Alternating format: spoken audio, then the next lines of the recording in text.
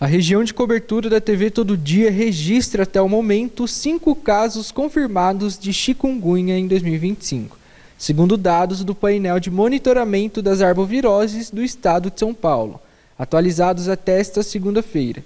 Campinas lidera o número de casos com 2 confirmados, 134 prováveis e 132 ainda em investigação. Apesar do volume atual de notificações, o número de casos confirmados caiu 80% em comparação ao mesmo período do ano passado, quando foram registrados 10 casos confirmados e 10 prováveis. Outros municípios da região também apresentaram aumento nos casos.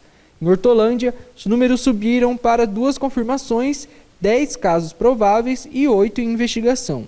Em 2024, o município registrava apenas 1 caso confirmado e 1 provável.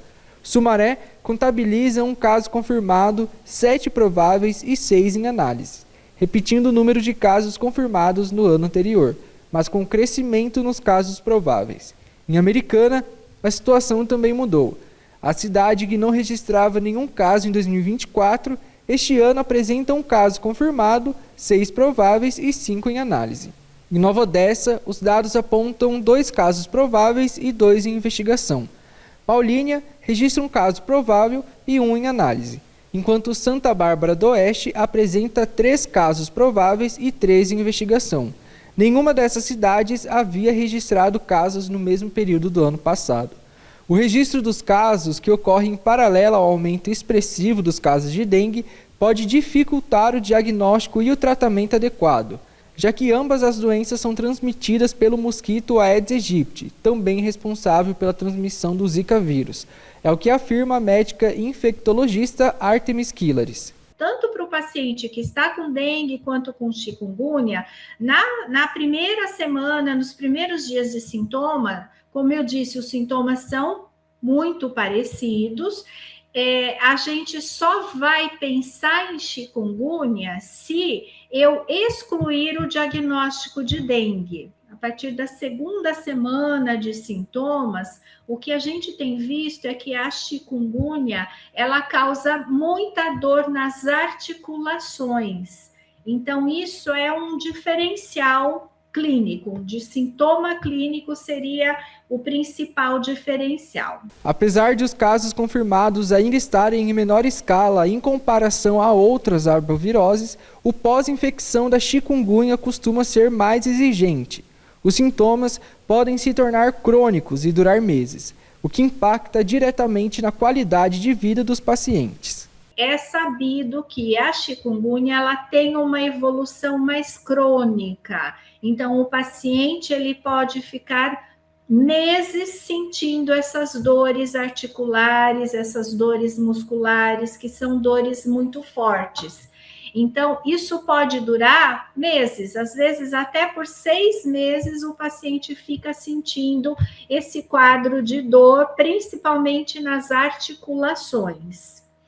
E aí ele vai precisar de um tratamento que basicamente é feito com analgésicos para tentar minimizar essas dores que o paciente sente. Nem a dengue, nem a chikungunya, a gente não tem medicamento específico. Então, são doenças causadas por vírus, nós não temos um antiviral, um medicamento específico para combater o vírus quando ele está no nosso organismo. Então, o tratamento para as 2 doenças é o tratamento sintomático, então, amenizar os sintomas do paciente, a febre, as dores, cefaleia, dor articular. Então, a gente usa os analgésicos e antitérmicos e praticamente hidratar o paciente, né? Não descuidar da hidratação, principalmente na dengue, mas também na chikungunya.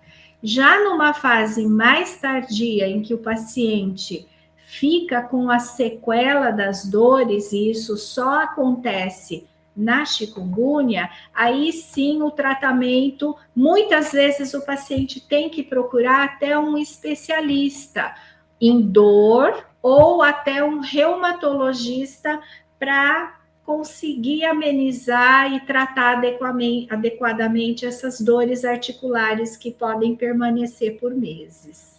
A Agência Nacional de Vigilância Sanitária, a Anvisa, aprovou nesta segunda-feira o registro definitivo da vacina contra a chikungunya no Brasil. O imunizante foi desenvolvido pelo Instituto Butantan em parceria com a farmacêutica franco-austríaca Valneva.